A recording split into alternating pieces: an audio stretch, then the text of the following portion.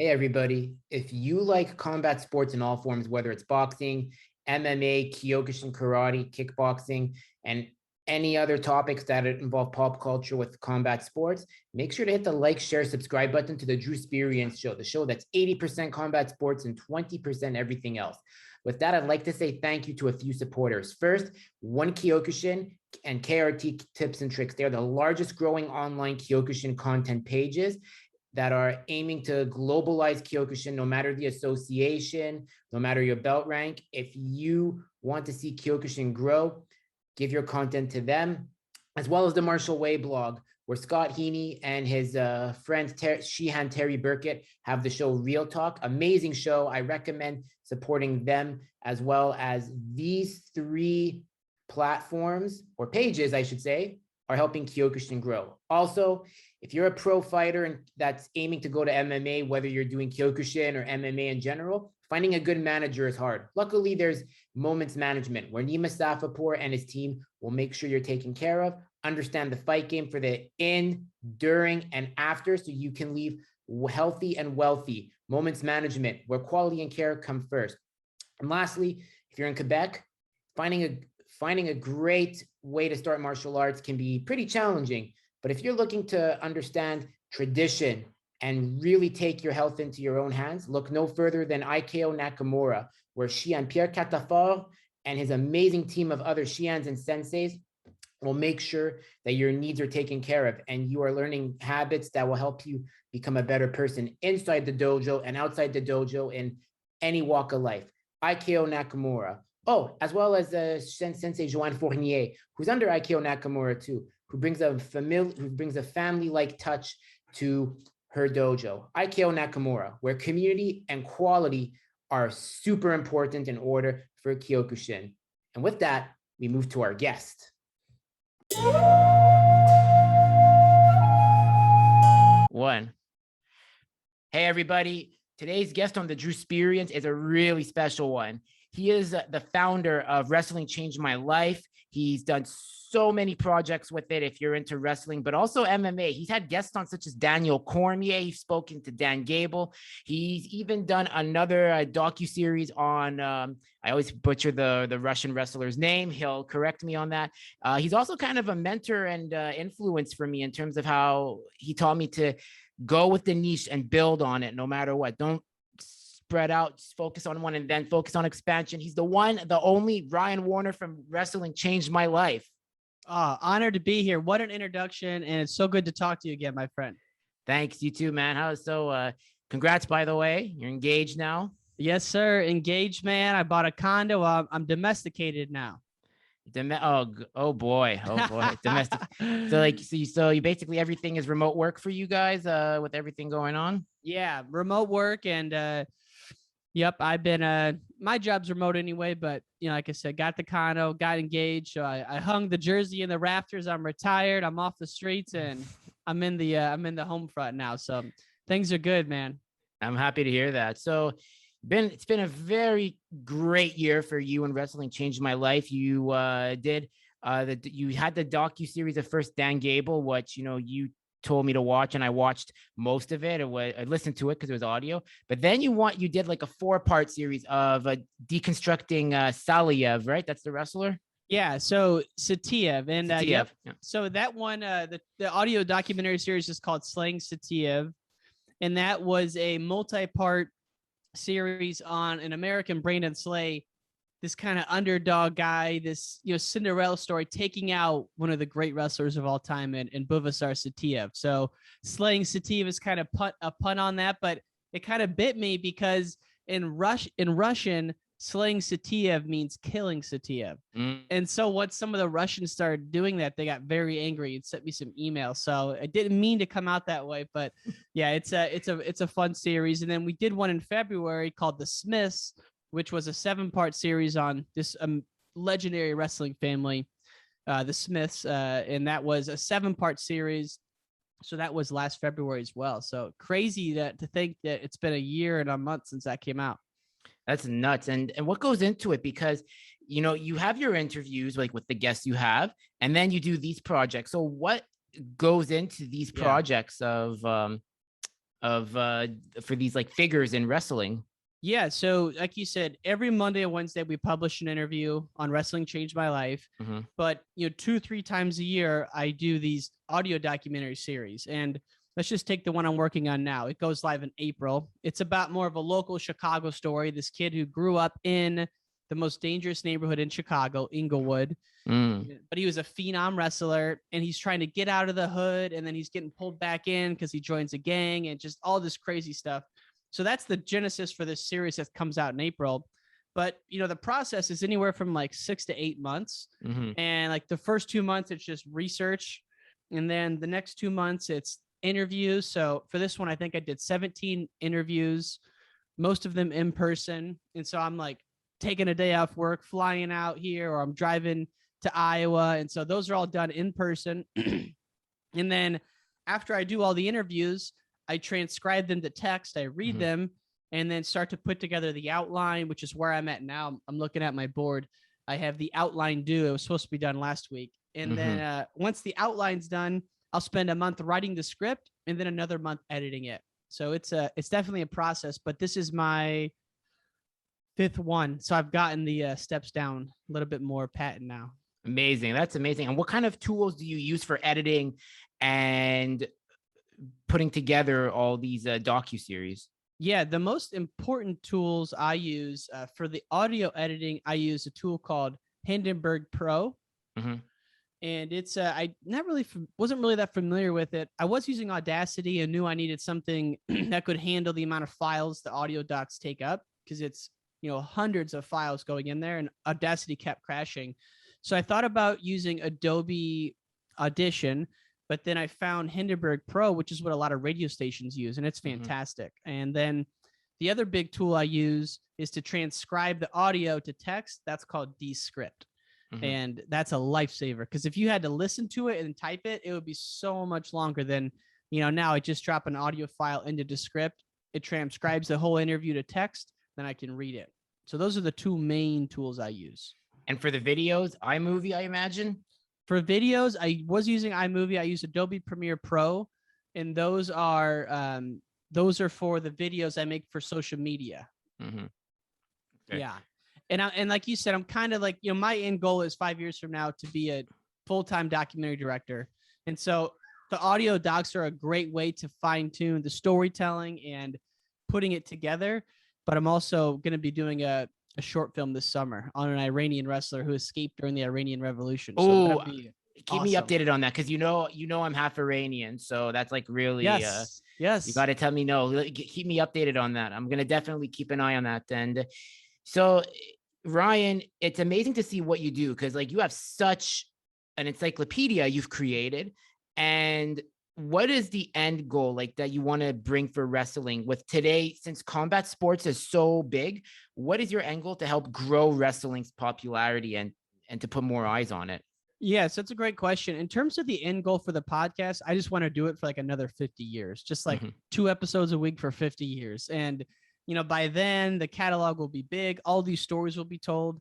And so my approach isn't more so covering current events. There's people like Flo or Stalemates that do a great job of that. My end goal is, let's get into the lives of these people once they're 10 years removed from the sport and kind of share their story and any lessons they learned through it. And so, I don't have like an end goal in terms of downloads or anything like that. It's just, if I keep doing 2 a week for 50 years, it's gonna work out. And a lot of people will message me and say, hey, I wasn't even that big into wrestling until I found your show, but it's just wrestling enough where it keeps the wrestling fans engaged, but it's also, a little bit more story and about life. So it keeps, if you're a general sports fan, you could enjoy it. I think that's very important, because you do have to separate athlete from the person, and we all like a good story. Yes, exactly. And like anyone, like I love watching a 30 for 30 on a soccer player or even like a cricket player. Like it doesn't even matter the sport. Like if I can get into it because the person is driven and, I can relate to some of the themes in the story, I can get into that. So that's the approach I take to the show. That's amazing. And I think that's what I try to do with my show, the Drew Experience, because my niche is Kyokushin karate. You do wrestling. I love striking martial arts. I'm a striker, but I like to keep an open mind. And one of my goals is, when I take from you, is you want to really separate the person, because we could talk about their accolades, but they're not about that. They have a life outside of fighting and competing. Yeah. And anytime you're storytelling, you want to get to what are the obstacles they had to overcome? Because the more obstacles, the more conflict, the more we can relate to it as human beings. Because some of these people are like icons, but the goal is to humanize them and make normal people like you and me relate to them. And the only way to do that is to show them in situations of conflict. And so if you can, throughout your research, find a couple moments of conflict or down moments, you can kind of weave those into the interview. And those are where you really get to know the person. That's awesome. That's really, really important. And you do 2 episodes a week. And, you know, and so, and you also had a chance to talk with Izzy Martinez, John Jones's wrestling coach.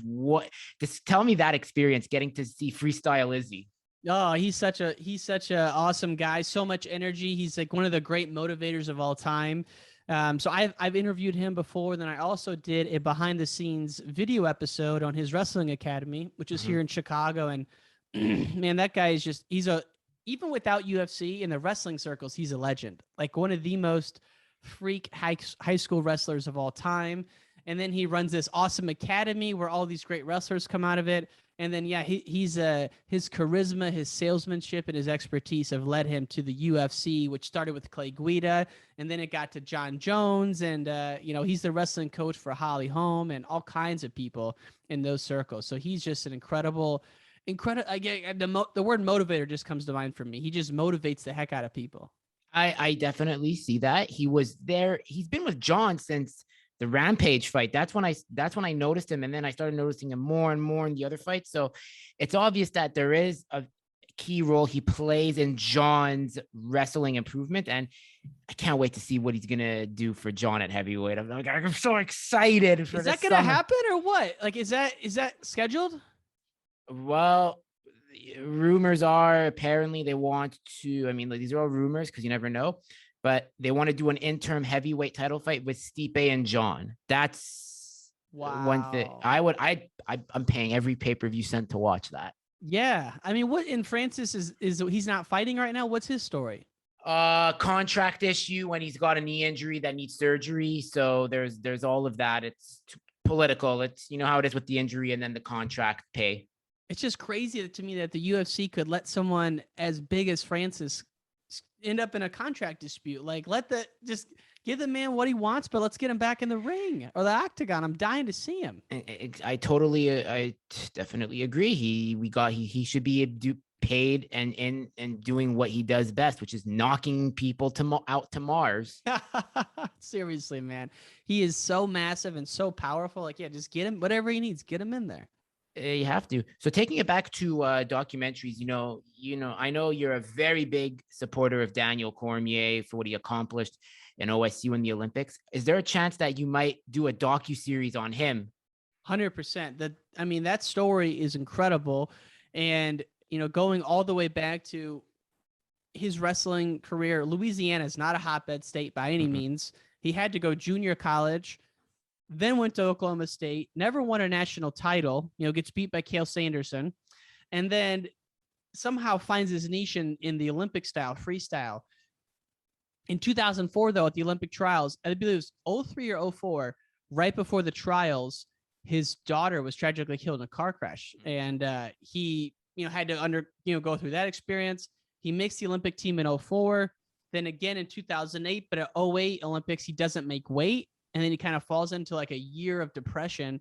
And then in 2009, he heads out to AKA in California, and the rest is history. So it's like a death and a rebirth. So there's so many angles of it. He had an epic rivalry with Hidari from Iran. I wouldn't even say rivalry because I don't think he ever beat Hidari, but he had some epic matches with him. And so you got everything you want in that story. You got a guy with a clear goal and a clear intention to be the best wrestler, to be the best fighter, tons of obstacles. He's got worthy opponents, like I said, Hidari in the wrestling front and John Jones in the fighting realm. So there's certain elements you look for when building a story, certain structure elements. And that story would be such an honor. I definitely see that. I really hope you accomplish it because I know you're a very big supporter of DC's accomplishments. And look what he's doing now with Gilroy. How much do you think of an impact And his social brand is doing for Gilroy Wrestling. and for wrestling in general. I mean, he is like a spokesperson for wrestling. And you think about that. This guy is mega millionaire, super famous, on TV all the time, but yet he still finds the time to coach a high school wrestling team. Like, it's unfathomable to me that he does that. And they're really, really good. I mean, Gilroy's one of the top programs in California. I think the California State tournament's this weekend, actually. And so, I don't think people realize how much time commitment it is to be a coach. 3 to 7 every day. Every weekend on Saturday, you're going to a tournament or you're going to a practice. Then Sunday, you're home with your family. Like, that's it. And he's doing that week in and week out. And I know he has guys helping him, but like Deron Wynn is one of his assistants. But man, it's just so good to have him in the sport. And who doesn't love DC? It's just unbelievable what he's done for his own brand, and we can all learn from that. I definitely agree. I love him as a commentator, and sometimes I like to say I think he's the next successor to Dana White, because we all know Dana is going to have to retire. So I say when he goes, I believe DC is the right choice to succeed Dana. I've heard people say that, and that's awesome. I can't even imagine that, because Dana just seems to have Dana's job might be one of the hardest jobs in the business. I mean, he's probably working 100 hours a week. Every day he's getting phone calls that this fighter pulled out, or this vendor or this sponsor pulled out. Like, oh, there's so much just on his plate from a stress standpoint. And I would think that person needs to be super business savvy. And not saying DC isn't. I just don't know if DC would want that job. Like, yeah, maybe you'd want it, but man, that's a lot of work. Like, anytime you have a big card, someone's pulling out, you're getting calls at 3 a.m, something's happened. It's like, God, it would just be so stressful. It definitely can see that. And, and then to take it back to your documentary, your mini film you want to do about the Iranian wrestler who fled Iran during the revolution and then, became an adopted American. So we look at the world today, and there's many countries. There's still the big three, which are the USA, Iran, and Russia for wrestling superpowers. But are there any sleeper countries that you've noticed that wrestling advocates should be keeping an eye on? Yeah, there's a couple. India is pouring a ton of money into wrestling, and they have guys like Bajrang Punia, who was an Olympic medalist, a world medalist, and he is a megastar in India. And if you look at so in wrestling, you have the Olympics every 4 years. The world championships are the 3 years in between. And so you have the world championships every year, but the Olympics. And then at the age group levels, you have like a 16 and under world championships and an 18 and under. India is always in the running at those age group world championships. They show really well there. And so if you look at their young guys coming up, India, definitely a country to keep an eye out on. And another one, not too far from us, Cuba. I mean, it's nothing new that Cuba's great at wrestling, but Cuba is the size of like a state, and they put out Greco and freestyle Olympians and medalists all the time. It's just unbelievable to me if they can do that with so little resources. And you look at pictures of their gyms, and you hear guys saying that they have to take dives in tournaments because they don't get paid enough. So like, Cuba is unbelievable. So those are two I would definitely watch out for. And, Japan always has the tradition with the lightweights. They do really well there.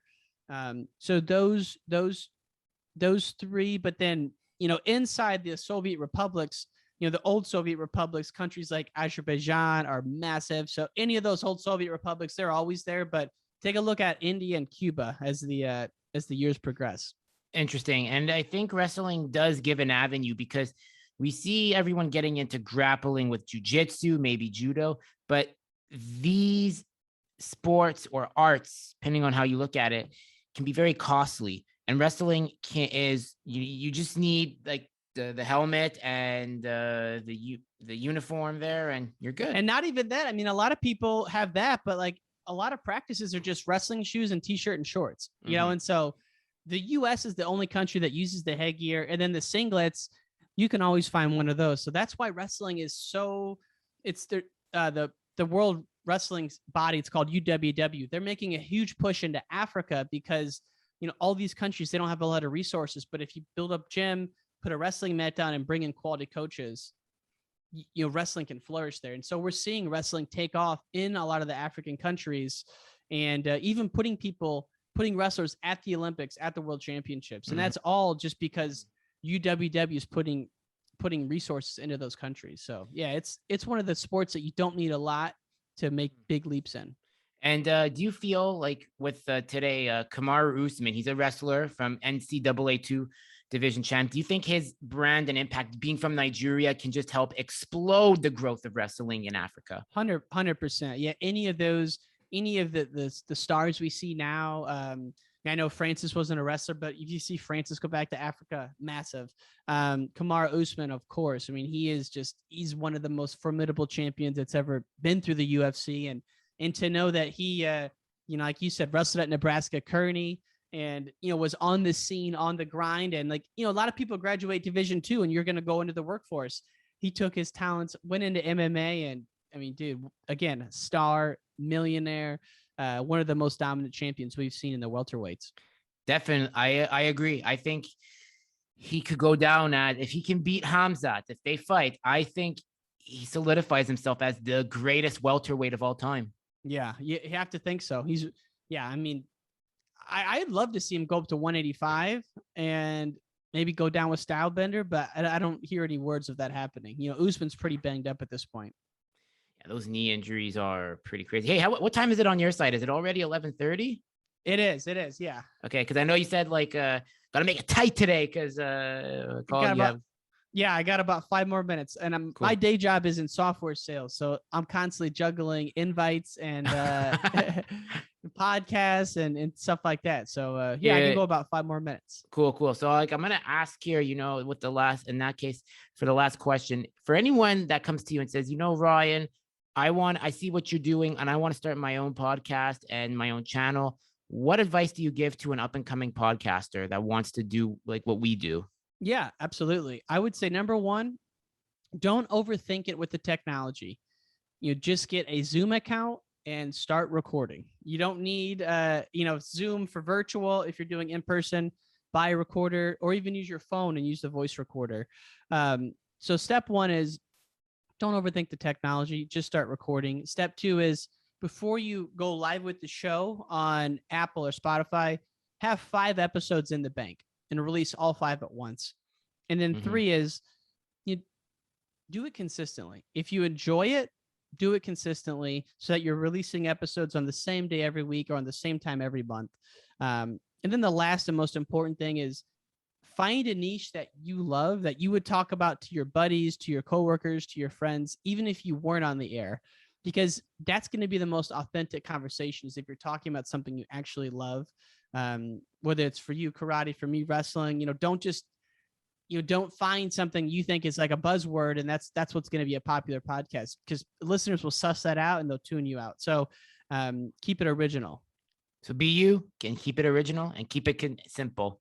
Yeah, keep it exactly. I mean, I can't tell you how many times I have someone reach out to me and they say, "Oh, I'd love to start the show, but I'm picking out a mic or I'm picking out my first guest." Like, yeah, those things are great, and yeah, it helps to have them. But we recorded probably 35 episodes where I was using the Apple headphones that come with your phone and just a built-in mic on that, and so that's really all you need. The rest will come. You improve along the way. Exactly. Man, I got to really thank you for coming on today. It was like crazy. And I kind of like this format. Sometimes shorter is better. It's more quality. Ryan, where can people connect with you if they ever want to see your channel or social media? Yeah, thank you so much. So WrestlingChangedMyLife.com. You can find all past episodes on there. And then on Instagram, it's at WrestlingChangedMyLife. On Twitter, it's at WrestlingChangedMyLife.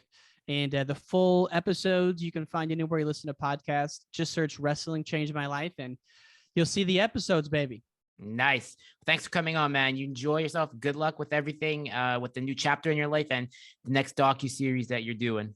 Thank you. And let me just say, it's an honor to come on, and I'm so happy to see your channel growing, and just thank you again. Thank you. We're going to do this again, longer next time. Let's do it, baby. Let's do it. I'm excited. Doors open for you anytime, any day.